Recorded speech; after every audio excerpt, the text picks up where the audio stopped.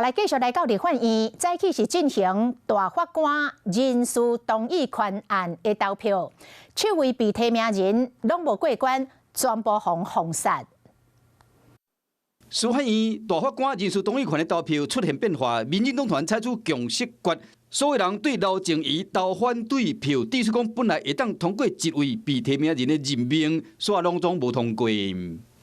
切莫因为政治的封杀，因为政治的对抗而瘫痪了宪法法庭。本来刘静怡有机会过关，因为早伫法律界甲政治界拢有真侪风声，外界嘛分析讲，可能是甲黄国昌因过反对王中有交情，抑过民进党团嘛无想要背书。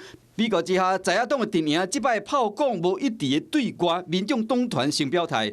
宪法诉讼法都三读通过，规定参与宪法判决的大法官，上无要有10个，决定好刘静怡通过。立法形成的空间跟自由，同时支持国会改革的方向。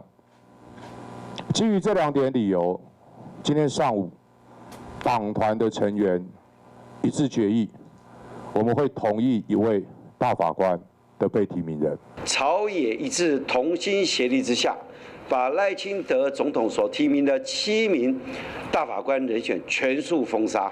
好，表示大家一致认为这7位大法官都不适格也不适任。投票前，国民党团早就已经有达成共识，将7位提名人拢总封杀。即摆就算民众党有心和一个人过关，不过总统的确都要重新提名人选。Hello， 我是蒋欣梅。想要抢先掌握最及时的新闻资讯吗？赶快订阅、按赞、开启小铃铛，锁定华视新闻 YouTube 频道。